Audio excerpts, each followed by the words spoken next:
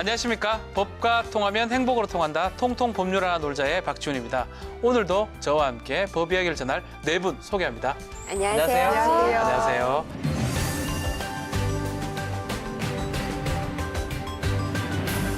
자, 어제가 국군의 날이었습니다. 한국군의 위엄과 전투력을 국내외 가시하고 국군 장병의 사기를 높이기 위해서 지정된 기념일이죠. 올해가 바로 70주년입니다. 네, 맞습니다. 이번 기념식은 행사에 동원하는 장병을 최소화하되 각 군의 그 미래의 전투 태세를 시연해서 미래 국군의 발전상을 보여줬고요. 또 네. 장병들이 주인공으로서 이 축하받는 이 축하 공연, 자 이런 걸로 추진이 됐었는데요. 저는 국군의 날 하면 제일 생각나는 게 사실 위문 편지 쓰기. 맞아요. 많이 썼어요. 저 같은 경우는 사랑하는 군인 아저씨께 이래서 커서 저도 군인이 되고 싶어요. 나라를 지켜주셔서 감사합니다라고 많이 썼는데 답장은 못 받은 것 같은데 결국 군인이 또 돼버렸어요. 저도. 이미 이루어졌는지 모르겠는데 편지가 이게 전달이 됐을까요? 어떨까요? 됐겠죠. 저는 사실 누가 보긴 봅니까? 제가 왜 위문 편지가 제일 생각이 나냐면 저희 오빠가 이제 초등학교 2학년이고 저는 아직 초등학교 들어가기 전이었는데 오빠가 집에서 엄마랑 같이 그 국군 아저씨한테 쓰는 편지를 쓰는 거예요. 학교 숙제겠죠. 네, 숙제입니다, 대부분. 네, 그래서 쓰는데 그 엄마랑 오빠랑 막 이렇게 쓰는 게 재밌어 보이는 거예요. 그래서 저도 옆에서 뭔가 이렇게 막 낙서도 하고 뭐 이랬어요. 그래서 그것도 거의 잘 접어가지고 봉투에까지 넣었거든요. 네. 근데 이제 저희 오빠가 그걸 가져간 거죠. 학교에. 네. 네, 그래서 선생님한테 혼이 났다는 아하. 그런 에피소드가 생각이 납니다. 네. 기억나시나요? 국군의 날 편지, 위문 편지? 네, 저도 초등학생 때 사실 많이 썼던 것 같기는 한데 네. 그때는 되게 기계적으로 다들 이제 군인 아저씨께 이렇게 했던 것 같아요. 네. 근데 생각해 보니까 다 20대 초반밖에 안 된 친구들한테 아저씨라고 해서 애기들이죠. 애기들이었는데 미안할 때 미안하더라고요. 그랬으면 되게 지금 오빠들께 했어야 생각하면 되는데. 20살인데 네. 오빠라 했으면 이등병 답장을 받았을 오빠, 일병 오빠 좋았을 건데. 형. 와, 좋았을 건데 국군형에게. 지금도 혹시 씁니까? 위문 편지? 요새도 쓰는 것 같아요. 아니요, 저희 아이들 보니까 안 쓰는 것 같다는 안 생각이 써요? 드는데 기억이 잘 안. 뭐 아직 본 적은 없습니다. 저는 군대를 직접 다녀왔습니다. 에? 제가 어릴 때 저희 아빠가 군의관으로 계셔가지고 제가 어렸을 때 사진을 찍은 걸 보면 막 이렇게 호랑이 부대 느낌의 네. 어떤 테니스장에서 혼자 이렇게 걸어 다니고 있고 막 그런 사진들을 보면서 아, 난 어렸을 때지만 군대를 다녀왔구나라고 생각하고 있죠. 아빠가 군의관이라서 그쵸. 제가 법무관에서 우리 아이들이 그런 거죠. 군대에 갔는 것처럼 느껴요. 법정에 몇 번 사진 찍은 적이 있거든요. 맞아요. 정확하게 기억을 못 하더라고요. 네. 제가 여러분들보다 뭐 가장 최근까지 위문 편지를 쓰지 않았을까 싶어요. 아. 제 남동생이 2년 전에 군 입대를 할 때 이제 훈련소에 들어가서 네. 제가 편지를 구구절절 마음을 막 담아서 썼었는데 네.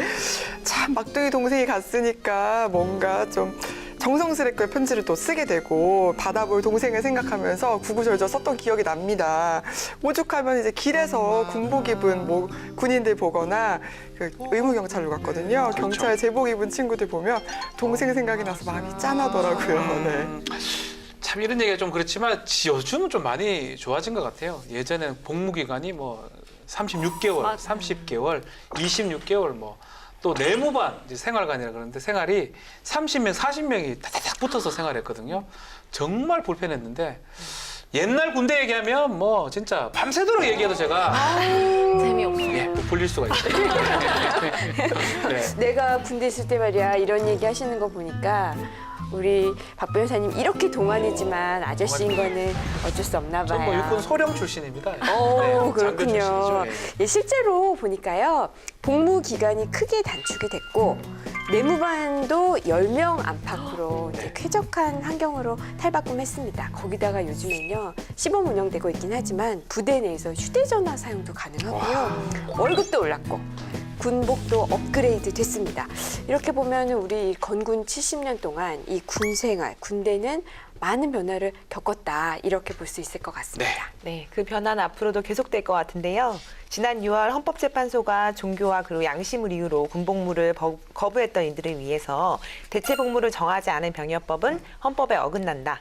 이렇게 해서 이제 양식점 병역 거부 문제가 공론화가 됐고요. 네. 또 지난 8월 아시안 게임 이후에 누구는 되고 누구는 안 되냐 이런 병역 특례 논란이 굉장히 뜨거운 감자였습니다. 네. 그렇습니다. 그래서 지난달에 열린 국무회의에서 이낙연 국무총리가 여러 가지 측면을 고려해서 국민들의 지혜를 모아서 가장 합리적인 개선 방안을 내달라라고 하면서 병역법 개정 필요성에 대해서 얘기를 하기도 했죠. 네, 헌법재판소가 이 대체복무제를 포함한 병역법을 내년 말까지 개정하도록 국회에 권고를 했잖아요. 그래서 국회에서도 관련 논의가 활발하게 이루어지고 있습니다. 여야 정치권이 대체복무제를 포함한 병역법 개정안들을 발의를 하고 있는데요. 주요 쟁점 사안은 뭐 복무 기간, 네. 또 업무 분야 이런 것들 쟁점에 따라 워낙에 또 첨예한 논쟁이 예상이 됩니다. 네, 병력 자원이 감소하고 있죠. 또 대체 복무제하고 병역 특례제 어떻게 공정하고 합리적인 방법으로 개정을 해야 될지 기초가 주목되고 있는데요. 그래서 우리도 오늘 제가 제일 좋아하는 법 아닙니다. 남자들이 관심을 제일 많이 갖고 있는 뭐 여자도 마찬가지지만 병역법에 대해서 함께 고민을 해보겠습니다. 먼저 어떤 법을 봐야 됩니까? 네, 오늘은요 방금 말씀하신 병역법 네. 그리고 군 보건 의료에 관한 법률 그리고 군인 복지 기본법 등을 살펴볼 예정인데요. 먼저 병역법이란 대한민국 국민의 병역 의무에 관하여 규정된 법률로 1949년 8월 6일에 제정됐습니다. 네. 네, 다음으로 군 보건 의료에 관한 법률을 살펴볼 텐데요. 약칭 군 보건 의료법이라고도 합니다. 군인과 군무원의 건강한 군 생활을 위해서 이 군 보건 의료 체계와 정책에 관한 사항을 규정해 놨고요. 군인에게 양질의 보건 의료 서비스를 제공하고 이 군 보건 의료의 발전과 전력 증강에 이바지함을 목적으로 2012년 3월 21일에 제정됐습니다. 네. 마지막으로 군인복지기본법이라고 있는데요. 군인의 생활 안정과 삶의 질 향상을 도모하고 군인의 사기를 높이고 나아가 군인으로 하여금 임무 수행에 전념할 수 있도록 하기 위해서 군인에 대한 복지 정책을 수립하고 복지 사업 수행에 대한 필요한 사항을 규정함을 목적으로 해서 2007년 12월 21일에 제정됐습니다. 네, 오늘 이 군인복지기본법이나 군의료 보건법 관련된 게 저랑 좀 특별히 관련이 좀 있습니다. 제가 국방부 인권과에서 법무관으로 근무를 할 때 제가 제정할 때 참여를 했었고요. 문구를 뭐 제가 다 만들었고 정말요? 네, 기본구 조항도 제가 만든 기억이 있어서 우와. 오늘 우리 통통 법률아 놀자 하면서 가장 오늘 말이 좀 많지 않을까 제가 생각이 그러니까 드는데요. 제가 알기로는 군 네. 법무관으로 한 10년 정도 네, 그렇죠. 되셨잖아요. 아까 소령으로 네. 입견하셨다고 하니까 오늘은 진짜 하실 말이 많을 것 같습니다. 사실 할 말이 또 많은데요. 10년간 근무하면서 인권 업무를 좀 많이 했었습니다. 그러다 보니까 그 당시에 이제 관련 법률이라든지 또 이 법률에 대해서 뭐 정부 대응 이런 것들을 하다 보니까 내용을 좀 많이 알고요. 그때 만드신 그 규정들이 지금 유지되고 있나요? 네, 거의 다 반영이 됐고요. 그 이후에 이제 우리 지금 말하는 군 보건 의료에 관한 법률도 저희 후배가 저희 후임자가 만들었고요. 아 참. 감회가 새로우실 것 같아요. 군인들이 상 줘야겠다. 네, 상줄 건 아닙니다. 해야 될 일 했기 때문에. 자, 우리 발의 현황 20대 국회 발의 현황 어떻게 되죠? 네, 먼저 병역법은요. 현재까지 총 57건이 발의가 됐고요. 그중에 15건이 처리되고 42건이 계류 중입니다. 다음으로 군보건의료법은 현재까지 총 6건이 발의가 됐고 그중에 2건이 처리되고 4건이 계류 중입니다. 네, 마지막으로 군복지기본법은 현재 6개가 발의가 됐는데요. 그중에 1건은 처리가 됐고요. 5건은 지금 계류 중입니다. 자, 본격적인 이야기를 시작하겠습니다. 군대 얘기하니까 제가 오늘 막 말도 좀 너무 많을 신나신 것 같고. 같아요. 예. 군대 뭐 저만 갔다 왔지 않습니까? 네. 그러니까요. 맞죠? 자, 네. 이달 저녁자부터 군 복무 기간이 약간씩 단축이 된다면서요? 네, 맞습니다. 10월 전역 예정 병사부터요. 단계적으로 복무 기간이 줄어듭니다. 육군, 해군, 해병대는 3개월, 네. 그리고 공군은 2개월씩 복무 기간이 단축되는데요. 그래서 앞으로 이제 2주 단위로 하루씩 단축을 해서 육군, 해병대, 의무경찰, 상근 예비역은 기존의 21개월에서 18개월로 줄어들고요. 해군, 의무해양경찰, 의무소방은 23개월에서 20개월로, 그리고 공군은 24개월에서 2개월 줄어들어 22개월, 그리고 마지막으로 사회복무요원은 24개월에서 21개월로 단축됩니다. 네, 뭐 10년간 장교로 복무를 했었는데요. 예전에는 360개월이네요. 네, 많이 했죠. 예전에는 18개월만 하는 방위라는 제도가 있었습니다. 맞아요, 맞아요. 그 방위를 가는 사람이 참 부러웠어요. 18개월이면 너무 쉽지 않느냐 이런 그쵸. 얘기를 했었는데 세상이 좀 많이 변한 것 같긴 해요, 진짜로. 진짜 많이 변한 것 네. 같아요. 제가 어렸을 때만 해도 뭐 선배나 누구 중에 36개월 다녀왔다 이런 사람도 맞습니다. 분명히 본 게 3년이요. 얼마 안 된 것 같은데 정말 많이 줄어든 것 같아요. 노래 이런 게 있었죠. 3년이라는 시간 동안. 맞아요. 그때 3년이었거든요. 지금 그래서 1년 반입니다. 1년 반. 자, 18개월 참. 근데 이제 이렇게 군 생활을 계속 단축시키니까 아예 징병하지 말고 모병을 하면 어떠냐 이런 얘기도 있죠. 맞아요. 네. 성인 남녀 538명을 대상으로 조사를 한 결과인데요. 모병제로 전환해야 된다라는 의견이 27%가 나왔어요. 그러니까 징병제를 유지해야 된다라는 의견은 물론 61.6%이기 때문에 사실은 아직 우리가 분단 국가라는 현실 속에서 징병제를 유지해야 된다라는 이제 지지층이 더 많지만 하지만 이거를 단순 비교해 봤을 때 2012년에 같은 조사와 비교를 하면 네. 모병제 찬성 의견이 15.5%였거든요, 그때. 그거와 비교를 한다면 한 11.5% 정도 대폭 상승한 것을 알 수가 있죠. 네, 저도 뭐 군에 오래 있었기 때문에 이걸 무작정 단축을 시키면 이 군 전력 유지가 가능한지 뭐 그런 부분도 있지만 기본적으로 되니까 단축을 시키는 것 같고요. 우리 아들도 나중에 군대를 가야 되니까 단축이 저는 좋은 것 같은데요. 여러분들 어떻게 생각합니까? 기본적으로 네. 이제 점차적으로는 모병제로 가야 되지 않을까 이렇게 사실 막연하게 생각하긴 하는데요. 네. 아무래도 전문성 문제도 있고 또 기간도 줄다 보면 이게 좀 제대로 이게 되는 걸까? 그렇죠. 과연 이런 생각이 들긴 해서 저는 모병제를 좀 찬성하고 있습니다. 모병제가 낫다. 네. 네. 젊은 나이에 가잖아요, 네. 군대는.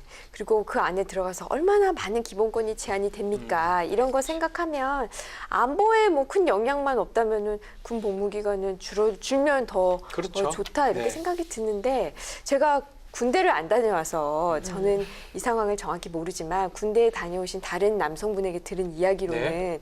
이제 좀 손에 좀 익었다 뭔가 이 일을 좀 할 수 있겠다 싶으면 제대를 한대요. 맞습니다. 네, 네, 그래서 굉장히 아쉽다. 군복무 기간이 이거보다 더 줄어들면은 아예 그 숙련도 못 하고 나오는 거 아니냐 이런 걱정을 하시는 분들도 계시더라고요. 네. 뭐 저도 아직 좀 남았습니다만 아들이 있는 입장이라 6세 아닌가요? 5세입니까? 네. 아들 가진 부모 입장에서 네. 생각을 해보면 이 복무 기간 단축은 좀 반가운 소식인 건 맞는 것 네. 같아요. 근데 또 이런 변화가 시대적인 흐름인 것 같다 이런 생각이 드는 게 사회적 요구가 많으니까 또 이게 흐름에 맞춰가는 거 아니겠습니까? 근데 하지만 또 더 이상의 단축은 안 된다 이런 군 측의 입장을 들을 때마다 안보 문제를 좀 고려해야 되지 않나 조금 이제는 더 이상의 단축은 안 되는 거 아닌가 그런 우려가 되기는 합니다. 네, 여러 가지 얘기가 있죠. 우리 남북의 지금 화해 분위기도 마찬가지기도 하고 현재 우리 군 병력이 61만 8천 명입니다. 딱 정해져 있는데요. 이걸 앞으로 군 복무 기간을 단축하게 되면 점점 줄어들 가능성도 있을 것 같은데 자, 이런 상황에서 현역 병력이 줄어들 수 있는 또 다른 요인이 또 발생했다고요. 네, 이 최근까지 굉장히 활발하게 논의되고 네. 있는 두 가지 문제가 있는데요. 첫 번째는 양심적 병역 거부 문제고요. 두 번째는 어디서 뭐 메달을 따거나 입상했을 때 받는 병역 특례 문제. 네. 이 두 가지가 가장 활발하게 논의되고 있습니다. 정말 이 두 가지 이 양심적 병역 거부하고 병역 특례 부분은 너무나 뜨겁습니다. 국회에서도 얘기를 많이 하고 있고요. 지금 사회 곳곳에서도 찬반이 많이 형성이 되고 있는데요. 먼저 양심적 병역 거부부터 살펴보도록 하죠. 네, 양심적 병역 거부는 말 그대로 양심에 따라서 병역을 거부하는 겁니다. 스스로의 그 양심에 따라서 병역, 집총 이것을 거부하고 이로 인해서 스스로 형벌까지 감수하는 그런 사람을 말하는데요. 우리나라에서 매년 400에서 500명의 젊은이들이 이런 이 양심을 이유로 병역을 거부하고 감옥에 들어간다고 네. 하네요. 실제로 병무청에 따르면요. 지난 2013년부터 올해 5월까지 입영 거부자, 집총 거부자는 총 2,756명으로 집계됐습니다. 이 문제가 사회적으로 다시 이제 공론화가 됐던 건 지난 6월 헌재가 대체 복무제를 규정하지 않은 병역법 조항이 헌법 불합치한다라고 이런 결정을 내려선데요. 헌재는 병역 이행 수단에서 대체 복무를 제외한 병역법은 양심적 병역 거부자의 양심의 자유를 조금 과도하게 침해한다 이런 이유로 이제 헌법 불합치 결정을 내렸습니다. 네, 저도 군판사 할 때 이 병역법 위반이라든지 이제 항명제입니다. 군대 안 하려고 하는 거 처벌했던 사례들을 많이 겪었었는데요. 지금 헌재는 이 판결에서 정당한 사유 없이 병역을 거부하는 경우 병역법으로 처벌하는 거는 합헌이 돼 있어요. 일단 합헌인데 이거는 어떻게 보십니까? 이것도 위헌이라고 봐야 됩니까? 글쎄요. 근데 사실 우리가 이 양심적 병역 거부자들에 대한 그 대체복무 수단 마련 부분에 있어서 네. 어떻게 하면 그 악용하는 것을 막을 수 있겠느냐라는 좀 사회적인 합의가 아직은 이루어지지 않은 것 같아서 네. 저는 개인적으로는 그런 합의가 이루어지기 전까지는 그래도 지금대로 이제 유지하는 것이 맞는 거 아닌가라는 좀 생각도 들고요. 그렇더라고요. 맞습니다. 지금도 이 대체복무 기간과 범위 등에 대해서 어떻게 규정을 해야 하느냐를 놓고서 다양한 의견이 개진 중인데요. 헌재가 결정을 했듯 대체복무제의 필요성에 대해서는 인정을 하지만 뭐 대한민국 남자라면 누구나 다 어김없이 이제 군 복무에 대한 의무를 지고 또 많은 기회 비용을 뒤로 하고 사실 군에 입대를 하게 되는데 이걸 피하게 된다면 그거에 대한 합당한 어떤 대가를 지불해야 되는 게 아닌가 싶거든요. 이 양심적 병역 거부자들, 이 사람들을 억지로 결국은 군대 보내기는 어렵다고 이제 헌법 불합치에 놨기 때문에 그렇다면 대체 복무를 뭘로 하느냐 이게 가장 중요하지 않을까? 또 대체 복무 기간은 어느 정도 하느냐 이게 중요할 것 같아요. 그렇죠. 그게 제일 핵심이죠. 네. 우선 대체 복무가 지금 일반 군인들이 하는 일반 그 복무에 비해서 쉬우면 안 돼요. 편하면. 그러면 그 대체 복무가 특혜처럼 느껴지잖아요. 난 양심에 따라서 그 복무는 못 하겠어. 대신 대체 복무를 할래. 그랬더니 대체 복무가 너무 좋아 보여. 이러면 누구나 다 예를 양심이 들면 바뀌어버리죠. 그렇죠. 나 그렇죠. 특정 종교로 다 귀의할래. 이렇게 예. 바뀌거든요. 그러면 안 되고 또 그렇다고 또 한편으로는 난 양심 때문에 이 복무 못하고 대체 복무 갈래요. 그랬더니 대체 복무가 그래 이런 괘씸한 것들 어디 한번 엄청 고생해봐라 10년간 이러면서 근무해라. 네, 이런 이렇게. 보복으로 또 느껴지면 네. 안 되거든요. 그러니까는 이런 대체 복무가 아니라 일반 복무를 택하는 그런 장병들과 비교했을 때 이거나 똑같다고 볼 수 있네. 이 정도 수준의 대체 복무안이 나와야 되는데 그게 얼마나 어렵겠습니까? 어렵습니다. 찾아내야 되는데요. 이게 양심적 병역 거부를 하니까 뭐 징벌을 내린다든지 특혜를 준다든지 이런 상황이 되면 안 될 것 같습니다. 좀 더 사회적 논의가 필요하지 않을까. 그렇다면 전 세계적으로 59개 나라가 징병제를 지금 택하고 있는데요. 그중에 20개 나라가 양심적 병역 거부를 인정하고 있는데 다른 나라 사례는 좀 어떻습니까? 다른 나라 같은 경우에 보니까요. 대체 복무자의 복무 기간이 현역 복무 기간보다 1.5배에서 2배가량 더 많았습니다. 네. 그래서 현역 복무 기간이 9개월인 이 그리스의 대체 복무 기간은 17개월이고요. 그리고 핀란드 같은 경우에는 현역 복무가 165일인데 대체 복무를 하려면 347일을 복무를 해야 됩니다. 그래서 네. 대체 복무 근무지는 뭐 우체국, 법원 같은 행정부처라든지 아니면 소방, 경찰 같은 뭐 사회복지 분야에 대체 복무 요원을 배치하는 경우가 가장 많았던 것 같고요. 그리고 근무 형태 같은 경우에는 대개는 그냥 출퇴근으로 하지만 노르웨이 같은 경우에는 특이하게 복무 기관에서 숙박을 하면서 지내도록 규정을 했다라고 합니다. 대체복무제를 도입한 해외에서도 심사가 가장 이제 중요한 과제인데요. 특히 대만 같은 경우 깐깐하게 심사를 하기로 유명한데 이 대체복무 신청자가 2년 이상 신앙생활을 했다는 그 증명을 해야 하고요. 회고서와 뭐 자술서 등을 준비를 해야 한다고 합니다. 그리고 대체복무 중이라도 이게 허위로 이제 판단이 된다. 네. 그러면 바로 현역병으로 입대를 해야 한다고 합니다. 아하. 그 그리스 같은 경우 특별심사위원회를 따로 설치하고 1차로 서면, 2차로 면접, 이거 대상자를 가려왔고요. 스위스와 핀란드, 노르웨이 같은 곳 나라에서는 정신과 의사와 법학, 철학, 심리학 교수 등이 심사위원회에 참가해서 심사를 하고 있다고 합니다. 현재 결정이 이제 내려졌기 때문에 이제 국회가 그 공을 받았는데요. 여야가 충분히 논의를 하고 있죠, 지금. 네, 많은 법안이 논의 중인데요. 이 헌재 결정이 있기 전부터 이 개정안이 나와 있었어요. 먼저 종교적 신념이나 양심적 확신을 이유로 집총을 거부하는 자, 이 양심적 병역 거부자를 위한 합리적인 대체 복무제도를 신설해서 양심의 자유와 국방의 의무를 조화시키자라는 내용으로 작년 5월 31일 이철희 의원이 대표 발의한 법안도 있고요. 네. 비슷한 내용으로 박주민 의원, 전해철 의원의 법안도 함께 국회에서 논의 중입니다. 네, 중요한 거는 대체 복무의 기간하고 종류, 범위인데요. 이걸 좀 더 구체적으로 정한 법안이 있죠. 네, 맞습니다. 대체복무를 병역의 종류로 추가하고 네. 대체복무 이행에 필요한 사항을 함께 규정하려는 것으로 지난 8월 10일 김중로 의원이 대표 발의한 법안이 있는데요. 아하.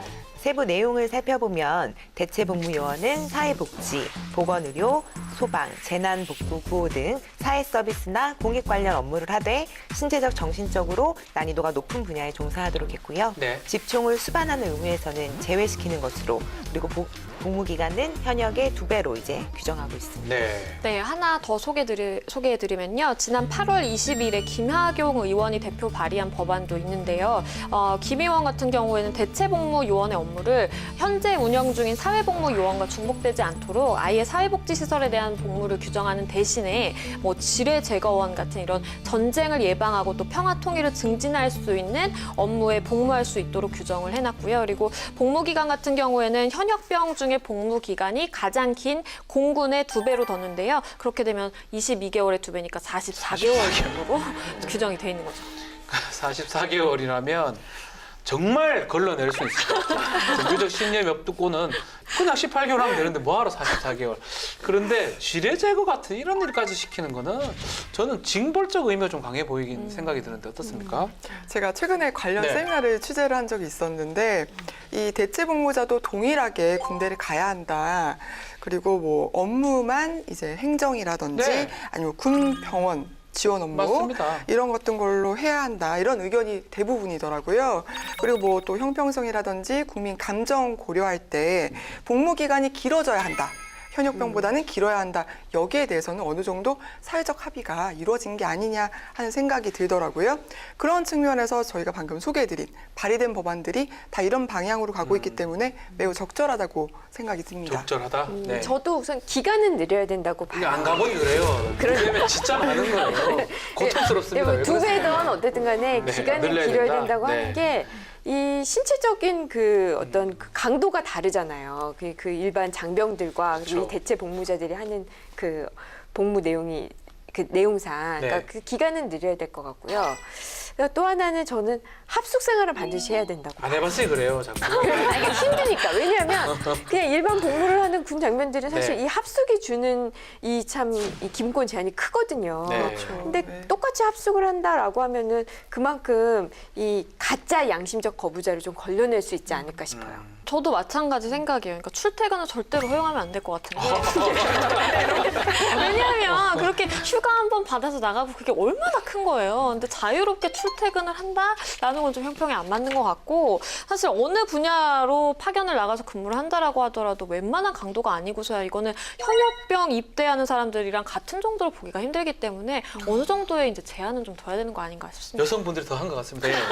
어떻습니까, 송 변호사는요? 아니, 저는 조금 사실 좀 어려운 문제인 것 같아요. 네. 근데 현역봉보다는 사실 길기는 길어야 될 것 같은데 2배는 너무 좀 보복성으로 보이지 않을까 좀 걱정이 되긴 합니다. 네. 글쎄요, 뭐 합숙 또 그리고 기간 이런 거를 2배까지는 좀 많은 것 같고요. 행정병들이 사실 있습니다. 행정병들이 군에서 많이 있기 때문에 아마 좋은 방향들을 뭐 도출해낼 수 있지 않을까. 기간은 2배까지 하면 징벌이 돼버리고요. 1.5배 정도 아니면 1점 몇 배 그 정도로 해야 될 것 같은데요. 지금 내일 모레 국방부가 양심적 병역 거부자를 위한 공청회를 지금 대체 복무 도입 방안 관련해서 공청회를 한다고 하니까 아마 공청회 이후에 실무부처하고 또 협의도 하고 이런 것들이 반영이 된다면 뭐 좋은 어떤 결론이 좀 나올 수 있지 않을까 생각이 듭니다. 우리 새로운 소식을 기다려 봐야 될 것 같습니다. 자, 이번에는 아시안 게임 이후에 논란이 됐던 병역 특례 얘기를 좀 해보겠습니다. 자, 병역 특례 그게 뭐죠? 네, 우리가 흔히 병역 특례라고 부르는 거 정확한 법적 명칭은요. 예술체육요원입니다. 요원. 예술체육요원 제도인데요. 예술이나 체육 분야에서 특기를 가진 사람이 대체복무의 기회를 제공받아서 문화 창달과 국위 선양을 하도록 하기 위해서 1973년에 마련된 제도인데요. 그리고 쉽게 병역특례라고들 많이 이야기를 하죠. 근데 이 병역특례가 병역특례 받아서 군 면제된대 이런 얘기 우리 많이 했잖아요. 네. 하지만 군역의 의미를 완전히 없애주는 그런 면제는 아닙니다. 특례이나 면제는 아니에요. 병역특례를 받은 사람들은요. 공익요원 신분으로 2년 10개월 즉 34개월의 복무를 하게 되는데요. 다만 그 복무 내용이 좀 다릅니다. 이게 특례예요. 일반 공익요원과는 다른 게 4주 동안 기초 군사 훈련을 받은 다음에 자신의 분야에서 활동하게 됩니다. 그렇죠. 그러니까 축구 선수는 계속 축구 축구만 열심히 하면 되고, 되고요. 네. 축구 선수를 하다가 다른 거 하면 안 됩니다. 네, 김광선이라고 권투 선수가 네. 금메달 딴 이후에 프로로 전향한다 해서 결국은 군생활 미뤄뒀던 거 다 하고 그렇죠. 프로로 전향했던 사례도 있습니다. 자, 체육 분야 특례 제도 얘기를 좀 할 건데 올림픽에서 3위 정도 하거나 아니면 동메달이죠. 아시안 게임에서 1위 금메달로 입상을 하게 되면 지금 말했던 병역 특례를 받게 되는데 이게 왜 지금 논란이 되고 있습니까? 좋게 말하면 이제 융통성 있는 네. 법이긴 한데요. 한편으로는 너무 원칙이 없는 거 아니냐 이런 비판이 있습니다. 2002년 월드컵 당시 성적은 병내 특례 대상은 아니었는데요. 네. 4강에 올랐던 축구팀 선수들 모두 혜택을 받았고 2006년에도 월드 베이스볼 클래식에 우리가 종주국이었던 미국과 일본을 이제 누르니까 이 4강에 대해서도 병내 특례를 부여하는 이제 특별법이 만들어졌거든요. 그러니까 막 국민들 기분에 따라 가지고 지금 병역 특례를 너무 융통성 있게. 받았다는 거네요. 그래서 그리고 또 다른 문제점이 네. 제기가 되고 있는 것이 선발 과정에서부터 아예 현역 입대를 코앞에 앞둔 선수들을 위주로 이게 국가대표팀으로 선출이 된다는 의혹이 제기가 됐습니다. 네. 그리고 선수들이 이제 반드시 출전을 또 해야 그 특례를 받을 수가 있거든요. 그렇기 때문에 출전 기준을 충족시키기 위해서 경기 종료 3, 4분 전에 막 선수를 아하. 무리하게 교체 투입하고 어떻게 해서든지 이제 띄워주려고 그렇게 하는 이제 병역 특례에만 너무 초점을 맞춘 경기 운영 방식이 문제가 됐었죠. 네. 네, 거기다가 형평성 문제도 있습니다. 예술 분야 같은 경우 뭐 순수 예술만 적용이 되기 때문에 왜 뭐 클래식 콩쿠르는 되는데 방탄소년단은 안 되냐, 빌보드는 왜 안 되냐 이런 지적이 나오고 있는 건데요. 물론 틀이 조금 일정하고 범위가 좁은 순수 예술에 비해서 대중 예술은 뭐 판단 기준도 일단은 일정치 않고 표현 방식도 매우 다양하고 이렇게 기준을 설정하기 어렵다는 단점이 있습니다. 네. 하지만 그 이면엔 순수 예술은 좀 고상하고 대중 예술은 좀 수준이 낮다. 이런 사회 기득권층의 편협한 인식이 자리하고 있기 때문 아니냐 이런 지적이 나오고 있는 겁니다. 그렇죠. 연극은 되는데 영화는 안 된다. 이게 참 이해할 수 없는데요. 저는 아예 병역 특례 제도를 없애거나 아니면 없애지 않는다면 범위를 좀 확대해서 비슷한 어떤 환경이나 비슷한 어떤 종목이라면 같이 어떤 혜택을 받게 하는 게 맞지 않을까 생각이 드는데요. 저는 이제 병역 특례 이런 걸로 인한 병역 특례요. 네. 굳이 이런 방식으로 해야 될까? 지금 현행 방식에 저는 이제 좀 의문이 가는 게 우선 1차적이고요. 그다음에 두 번째로 이제 확대하는 것도 굉장히 조심해야 됩니다. 네. 왜냐하면 이게 예외적으로 특례를 주는 건데 이러다가 자칫하다가는 진짜 많은 경우가 다 특례에 포함이 될 것 같거든요. 네. 뭐 방탄소년단도 들어가야 된다. 뭐도 들어가야 된다. 엑소 뭐도 이런 들어가야 된다. 그러니까요. 그리고 예를 들면 대중 예술인들을 특례를 주기 위한 기준이 뭔가요? 예를 들면 무슨 빌보드에 올랐다고 그게 무슨 어떤 국제적인 대회도 아니고요. 그렇죠. 그래서 이 기준이 굉장히 모호하기 때문에 이 특례 대상을 확대하는 거에는 우리가 굉장히 신중해야 된다라고 봅니다. 지금 국민 여론이 일단은 병역 특례 제도를 좀 손봐야 된다. 좀 수정이 필요한 게 아니냐 이렇게 공감을 하고 있거든요. 그러니까 본래 취지대로 병역 특례 제도를 본래 취지대로 운영될 수 있도록 좀 손볼 필요는 있어 보입니다. 네. 네, 논란이 계속되니까 대한체육회 회장이 체육계가 신뢰를 받기 위해서 병역 제도 개선을 하겠다라면서 이 체육계 전반에 투명성, 공정성을 지금 강조했는데요. 국회에서도 여러 방안을 지금 내어놨죠. 맞습니다. 단 한 차례의 대회 입상 성적만으로도 예술체육요원으로 병역 혜택을 받게 되는 현행 특례 제도에 대해서 개선의 목소리가 높은데요.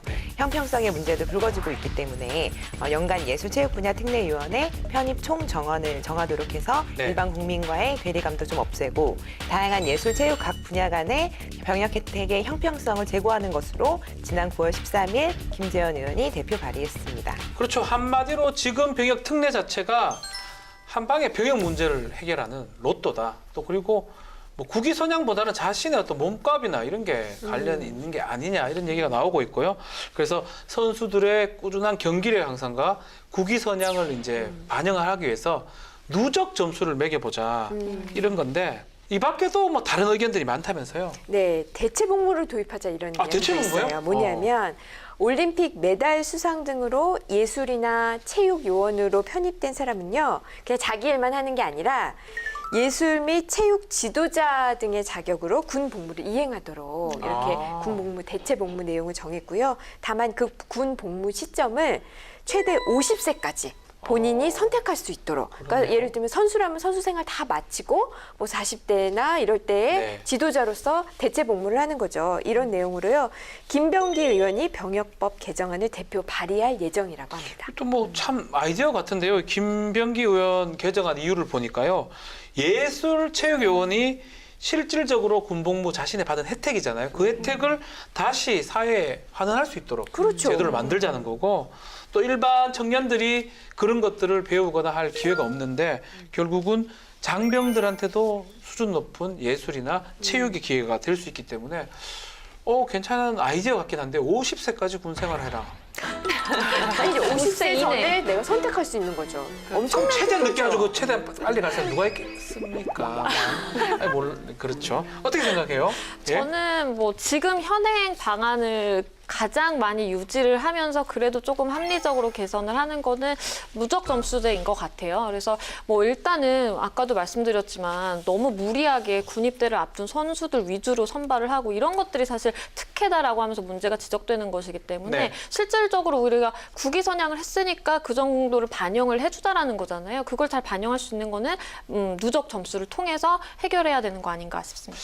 네, 군 면제 혜택은 없애되 대신 다른 형태의 군복무 혹은 입영 연기를 제도화하는 거엔 찬성을 하는데요. 운동선수나 예술가가 아니더라도 누구나 20대는 소중하지 않습니까? 그러니까 뭐 다양한 통로마다 좀 국민 모두가 납득할 수 있는 형평성이 좀 수반이 돼야 하고 또 이번 기회에 국민 다수가 모두가 공감을 할 수 있는 병역 특례 개정이 이루어졌으면 하는 바람입니다. 네. 저는 신체적인 장애 이런 것만 아니라면 모두가 이 의무를 지는 거는 맞다고 보고요. 옳소. 그래서 저는 아까 특례 그 내용에 대해서 조금 지금의 제도를 운영하는 건 좀 불합리하다고 했는데 이렇게 김병기 의원이 대표 발의한 그 개정안의 내용에 보면은 은퇴하고 지도자로서 이제 자기의 그 능력을 발휘해서 군 장병들에게 혜택을 돌아가게 사회에 환원하도록 하는 거잖아요. 요거 통과됐으면 좋겠는데 제 마음 쏙 드는. 땡깁니까? 네, 알겠습니다. 너무 좋은 것 같아요. 네. 근데 저는 사실 기본적으로는 이제 원하는 분들도 있을 거라고 생각을 해서 직업군인이라든가 이렇게 좀 하시는 분들도 있지 않을까. 그래서 결국에 모병제가 좋다라고 생각을 해서 뭐 이번 기회를 토대로 해서 이제 좀 모병제에 대한 것들도 좀 논의가 되고 이제 그 기존 군인분들의 인권적인 부분, 네. 근무 환경 이런 것들도 좀 개선이 됐으면 좋겠다 이렇게 생각을 하고 있습니다. 네, 자 국회에 안규백 국방위원장이죠. 이달부터 병역 특례 제도에 대해서 전반적으로 좀 논의를 좀 할 거라고 밝혔습니다. 자, 우리 국민들이 많이 관심을 갖고 있습니다. 또 남성들은 군에 가려고 하던 초미의 관심사가 되기 때문에 논란 없이 이 군 병역 특례 부분에 좀 개혁 방안이 나왔으면 좋겠다는 생각이 듭니다. 자, 군 얘기를 하면서 뭐 젊은 청춘 때 그렇게 참 자신이 국가를 위해서 희생하러 가는 거잖아요. 참 소중한 시간을 보내는데 그래서 우리가 좀 살펴봐야 될 부분이 있어요. 군인의 기본권 아니겠습니까? 맞습니다. 네. 우리 그 중에서도 당신 군대에 가야겠어 하고 보내는 그 통지서, 입영 통지서. 영장이라 그럽니다. 네, 입영 통지와 관련해서 반가운 소식이 있습니다. 우리가 지난 39회 때 방송한 것으로 기억이 나는데요. 병역 의무부가 통지서를 송달하도록 규정은 되어 있지만 기한에 관한 규정이 없었던 거 기억나시죠? 맞아요. 그게 일주일 전에나 하루 전날 받은 적도 있잖아요. 맞아요. 그래서 네. 그때 소개해드렸던 김명현 의원의 법안과 백승주 의원의 법안이 통과가 됐습니다. 이에 따라 지난 5월 29일부터 시행 중인데요. 그래서 앞으로 병역 의무 부과 통지서를 원칙적으로 병역 의무 이행일로부터 30일 전까지는 어허, 예. 송달하도록 했고요. 예외적으로 단축하는 경우에도 7일 전까지는 송달하도록 했습니다. 그리고 송달 방법도 추가가 됐는데요. 네. 정보통신망을 통해서도 병역 의무부가 통지를 수령할 수 있게 됐습니다. 그래서 스마트폰 같은 그렇죠. 걸로도 이제 받을 수 있게 됐어요. 굉장히 편리해졌습니다. 너무나 당연한 것 같아요. 뭐 군대가 지금 캠핑 아니거든요. 한번 갔다 오면 좀 많이 나보고 군대원하고 군대원에 가야겠다. 즐거워 내일 가야지 소풍 가듯이 가야지 이럴 수 없어요. 주변을 많이 정리해야 정말 되잖아요. 좀 오랫동안 기간을 좀 줘야지만이 이제 신변 정리가 가능한데요. 군입 때도 준비 없이 갈 수 없기 때문에 이런 제도는 꼭 필요한 게 아닌가 생각이 듭니다. 네, 뭐 요새 뭐 각종 세금 고지서를 비롯해서 전부 다 스마트폰을 통해서 확인이 가능하잖아요. 네. 특히 입영 통지서는 이 젊은 이들이 받는 건데 좋은 변화인 것 같습니다. 맞습니다. 맞아요. 우편 같은 경우에 뭐 분실되는 경우도 있을 수 있고 직접 수령이 어렵고 뭐 시간이 더 걸리고 이런 문제가 있을 수가 있는데 스마트폰은 이제 편리하고 그럴 일이 없다라고 보니까 굉장히 좋은 것 같고요. 제가 그때 기억나는 게 우리가 방송에서도 얘기했을 때 저는 그래도 몇 달 전에 통지해야 된다라고 네, 몇달 얘기했었거든요. 전에. 맞아요. 그래서 뭐 30일도 사실은 뭐 늘어나서 좋긴 하지만 개인적인 생각으로 좀 더 길면 어떨까라는 맞습니다. 아쉬움은 있습니다. 군에 가기 전에 술자리가 100개 정도 생깁니다. 30일로는 좀 부족하다는 생각도 저도 조금은 들긴 한데 일단은 30일 통지 기간을 준 거는 잘된 법안이 아닌가 생각이 듭니다. 자, 이 밖에도 이달 말까지 13개 부대에서 일가 이후에 출타를 좀 허용한다든지 이것도 전군으로 확대할 방침이고요. 또 6회 공군의 시범 부대에 대해서 일가 이후에 휴대전화를 사용할 수 있도록 이것도 전군 확대 여부를 지금 검토하고 있는데 지금 건군 70주년입니다. 엄청난 변화의 바람을 지금 겪고 있는데 군대도 마찬가지죠. 자, 그렇지만 군인의 기본권 뭐가 가장 중요할까요? 이런 변화 중에도 아무래도 건강 관리가 제일 중요하지 그렇죠. 않을까. 단체 생활이다 보니까 감염 등의 우려도 있을 수 있을 것 같고요. 네. 또 굉장히 고도의 또 훈련도 해야 되기 때문에 스트레스 관리도 필요할 것 같고 새로운 네. 환경에 적응하면서 또 체력도 많이 저하될 수 있으니까 건강 관리가 최우선일 것 같습니다. 네. 맞아요. 저도 같은 생각이에요. 얼마 전에 우리 메르스 확진자가 나와가지고 막 다 공포에 떨었었잖아요. 맞습니다. 근데 만약에 메르스가 정말 군대 안에 퍼진다라고 생각하면 정말 어우. 아찔하죠. 그러니까 뭐 물론 우리도 다 건강 관리 조심하고 주의해야 되겠지만 군대 입대해 있는 그런 병사들 같은 경우에는 더 각별히 신경 써야 되는 거 아닌가 싶습니다. 네, 저는 군 제대 후에 대장암 말기 판정받은 기사 혹시 네. 보신 기억 네네. 남으셔요? 군에서 건강검진이 제대로 이루어졌더라면 이런 일이 있었겠습니까? 군 병원에서 만약에 치료가 안 됐다 그랬다면 이 병사를 민간병원으로 이송을 해가지고 좀 제대로 된 치료를 받게 하는 그런 절차가 있었어야 됐는데 많이 아쉬웠습니다. 네, 이 현행법이 좀 아쉬운 부분이 있긴 합니다. 일단 현행 군보건의료에 관한 법률에 따르면 군인이 질병 등으로 치료를 받는다면 일단은 의무사령부, 국군 의무사령부 이하의 병원에서 치료를 받게 되고요.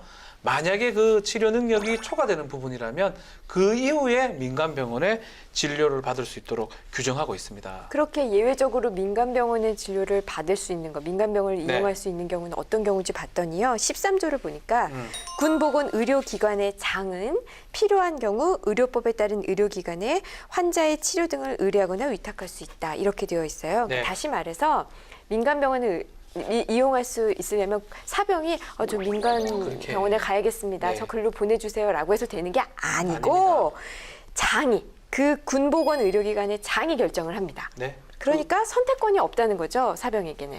군보건의료기관장이 대령하면 중령입니다. 일병이 가가지고 제가 봤을 때는 여기 치료를 받을 수는 없을 것 같은데요. 감히 얘기 저는 저쪽에 못하겠네요. 가서 봤더니 불가능한 얘기거든요, 사실상. 그래서 제가 국방부 인권과 있을 때 이 부분을 보고를 해가지고 좀 바꿔야 된다고 계속 얘기를 했는데 결국은 처음부터 본인이 선택을 할 수 있어야 되는 거예요. 군대 병원, 국군 병원에서 받는지 민간 병원에서 받을지 이렇게 선택을 할 수 있다면 국군 병원의 경쟁력도 올라갈 거거든요. 그래서 필요한 게 아닌가 생각이 듭니다. 그래서 발의된 법안이 있습니다. 군인이 치료를 받고자 할 때 민간 의료기관을 선택해서 이용할 수 있도록 군보건의료 체계를 구축하려는 것으로 네. 작년 7월 19일 서영교 의원이 대표 발의했습니다. 앞서 임 변호사님이 설명하셨듯이 현행법은 그 군보건의료기관의 장이 필요한 경우에만 치료를 의뢰하거나 위탁할 수가 있는데요. 개정안 등은 군인 등이 민간 의료기관에서의 치료 등을 요청할 수 있도록 규정을 하고 있고요. 중대한 국가 기밀이 누설되거나 염려가 있는 것이 네. 아닌 한 군보건의료기관의 장도 신청이 있으면 응해야 된다. 이렇게 규정을 하고 있습니다. 네, 서영교 의원도 부상병사의 민간병원 진료비 지급 기간을 기존에 30일인데요. 이게 2년으로 연장한 일명 하재헌법입니다. 이것도 발의해서 통과가 됐습니다. 결국은 군인이 민간병원을 선택할 수도 있어야 되고 민간병원 진료비도 국가에서 지원한다면 이게 딱 한 세트로 바람직한 법안이 아닌가 이렇게 저는 생각이 듭니다. 저는 개인적인 생각으로는 단순히 뭐 나 어느 병원 뭐 의사가 유명해서 거기 가고 싶다 뭐 이렇게 하는 게 사실은 어떤 장병에게는 이게 뭐 특혜처럼 되게 쉬운 일이고 어떤 장병에게는 또 그게 안 되는 네. 일이고 이게 특혜 문제가 또 불려질 수 있는 것 같기는 해요. 그래서 그 뭐 일정한 제한을 둬야 되기는 한 것 같긴 한데 그래도 최소한 뭐 본인에게 필요한 뭐 건강 검진을 위한 그 장비가 민간 병원에 있다라든지 아니면 제대로 이제 군 병원에서 수용이 안 돼서 가야 되는 그런 상황이라면 그러면 신속하게 누구나 보내줘야 되는 건 당연한 네. 거 아닌가라는 생각을 합니다. 또 한편으로는 또 이제 굳이 걱정거리를 찾자면 또 이게 또 너도나도 다 민간병원으로 간다 그러고 또 거기서 다 입원하고 그러면 그거 어떻게 또 관리를 하나 또 군 기강이 또 해이해질 수도 있는 거 아닌가 하는 우려도 요만큼 듭니다. 그것도 좀 있어요. 사실 네. 그런 것들을 군의관이나 또 지휘관 입장에서는 또 꺼려하기도 하는 게 사실이거든요. 그렇지만 이거는 건강권은 군인의 기본권이기 때문에 본인한테 선택을 해야 되고 이렇게 또 군대에서 진료를 안 받으려고 하는 이유 중에 하나가 이 군병원, 군의료기관을 못 믿겠다. 신뢰 부족이 아닌가 생각도 들어요. 네, 맞습니다. 지난 5월에 난 기사를 하나 보니까요. 군 병원을 찾은 사병들에게 이상이 없는데? 네. 이러면서 돌려보내거나 소화제, 두통약만 몇 알 주고 돌려보내는 일이 허다하다고 합니다. 네. 또 실제로 군 병원에 대한 심각한 불신은 수치로도 나타나는데요. 지난해부터 현역병이 군 병원보다 민간 병원을 찾는 건수가 더 많아져서 외래뿐만 아니라 입원까지 진료 역전 현상이 발생을 했습니다. 네. 그래서 이 민간 병원 이용에 따라서 국방부가 건강보험공단에 지급해야 하는 진료비도 2010년에 비해서 2배 가까이 늘었다고 하네요. 네. 거기다 군인은 특성상 뭐 가족과 떨어져서 복무를 하지 않습니까? 그러다 보니까 부상이라든지 질병으로 인해서 치료를 받는 경우가 허다한데 그런데 그 내용이 가족에게 전달되거나 고지가 안 된다는 거죠. 아하. 그러니까 군대 데리고 갈 때는 나라의 아들, 다치고 나면 남의 아들 이런 말이 생기는 거 아닐까 싶습니다. 네. 그럼에도 군대 내 사고가 가족한테 안 알려지는 그 이유가 뭘까요? 아무래도 현재 그 군 병원과 관련된 통계조차 제대로 관리가 되지 않고 있기 때문인 것 네. 같아요. 상황이 이렇다 보니까 정보가 부족하게 되고 그러다 보니까 의료사고가 발생하더라도 가족들이 그 의료사고에 대해서 제대로 대처하지 못하게 되거든요. 그래서 관련 내용으로 올라온 그 청와대 청원글을 조금 보면 군대에서 발생하는 의료사고의 경우에 구체적인 통계를 작성해서 공개함으로써 이에 대한 경각심을 제고할 필요성이 있다라는 그런 호소의 글도 많이 보이고 있습니다. 네, 그래서 발의된 법안이 있는데요. 군인이 직무와 관련해서 질병 또는 부상 이런 치료를 받게 되었을 경우에는 본인이 거부하지 않는 한 직계 좀비속 그리고 배우자한테 지체 없이 통지하도록 하고 있습니다. 국방부 장관이 매년 군 의료 사고에 대한 통계를 작성해서 공개하려는 것으로 지난 7월 17일 유민봉 의원이 대표 발의했습니다. 예, 저도 뭐 우리 아들 이제 좀 있으면 아니지. 좀 많이 있으면 군대에 이제 가야 되는데 군대에 보낸 또 자식 이 부모 입장에서 얼마나 이게 참 무슨 상황인지 모른다면 답답하지 않겠습니까? 나라를 위해서 자식을 군대에 보낸 부모 마음에 대못을 받는 일은 없어야 되겠다. 그렇게 생각이 듭니다. 그럼요. 배우자든 부모든 뭐 자신의 자식이나 배우자가 다치면 거기에 대해서 알 권리가 네. 당연히 있다고 보고요. 이렇게 또 알림으로 인해서 또 이 군은 군대로 더 책임감을 느낄 거 아니에요. 네. 그래서 더 치료도 진료도 잘 될 것이라고 생각이 듭니다. 또 질병뿐만이 아니라 군대 내 폭행, 상해 이런 것들을 또 예방하는 효과도 있을 것 같아서요. 거부하지 않는 한 반드시 이제 고지가 되어야 한다라고 봅니다. 네, 이 밖에도 많은 장병들이 군대에서 처음 담배를 피우고 또 기존보다 흡연량이 굉장히 많이 늘어난다고 하더라고요. 이것처럼 높은 흡연율을 감소시키기 위해서 군대 내 금연 정책을 지원할 수 있는 근거를 마련하자라는 내용으로 권미혁 의원이 대표 발의한 법안이 있고요. 그리고 최근 5년 새 군 장병의 이 호흡기 질환이 무려 71%가량 증가를 했다라고 합니다. 네. 그래서 군사시설 역시 다중 이용 시설에 추가를 해서 있는데요. 이 실내 공기질 관리를 강화하자라는 내용으로 김성찬 의원이 대표 발의한 법안이 있더라고요. 군 장병들의 그 건강권을 위해서 정말 다양한 방면으로 다양한 정책들이 논의가 됐으면 좋겠습니다. 예, 저도 군대에서 참 담배를 좀 많이 폈었는데요. 또 군대에서 담배를 또 끊었습니다. 이렇게 관리를 좀 해준다면 건강에 유리하지 않을까 생각이 듭니다. 아이고 얼마나 힘들면 이렇게 흡연량이 더 늘어났을까 하는 네. 생각부터 듭니다. 하지만 담배는 제가 백해무익으로 알고 있습니다. 안 펴봤죠? 네, 안 펴봤는데 피지 백해무익으로 마세요. 알고 백해무익입니다. 있습니다. 네. 네. 이 장병들이 우리 군 장병들이 반드시 금연에 성공해서 건강을 지키는 그런 그 사회가 됐으면 합니다. 네. 사실 군에서 담배를 배웠다는 분들 생각보다 많으시거든요. 주변에서 많이 볼 수 있는데 오히려 흡연자들이 군에 가서 금연할 수 있는 풍토를 만들어야 되지 않을까 싶거든요. 그리고 사실 바깥 공기도 안 좋은데 단체로 생활하는 곳은 공기가 얼마나 안 좋겠습니까? 네. 더더욱 중요할 것 같고요. 사소한 것 같지만 이런 것 하나하나, 이런 복지도 하나하나가 군 장병에게 필요하지 않을까 싶습니다. 네, 참 병역 특례, 양심적 병역 거부, 또 군인의 건강까지 군대 얘기만 하면 시간이 가는 줄 모르겠습니다. 진짜 할 말이 너무너무 많은데 벌써 끝나셔야 됐습니다. 벌써요.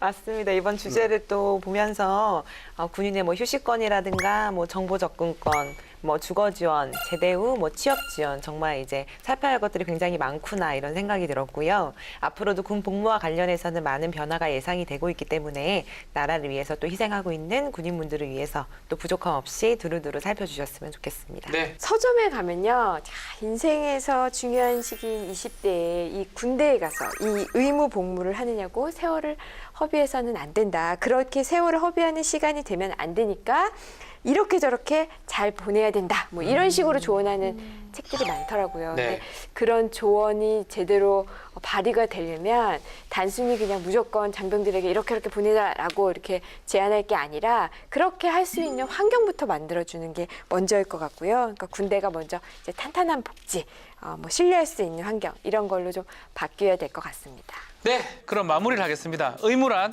사람으로서 마땅히 해야 할 일을 뜻하는데요. 누구나 해야 하는 의무에는 그 어떤 차별도 있어서는 안 되겠습니다. 자, 그럼 다음에도 행복으로 통하는 법역을 가지고 돌아오겠습니다. 감사합니다. All through my city, all through my home. We're flying up, no ceiling when we in our zone. I got that sunshine in my pocket, got that good soul in my feet. I feel that hot blood in my body.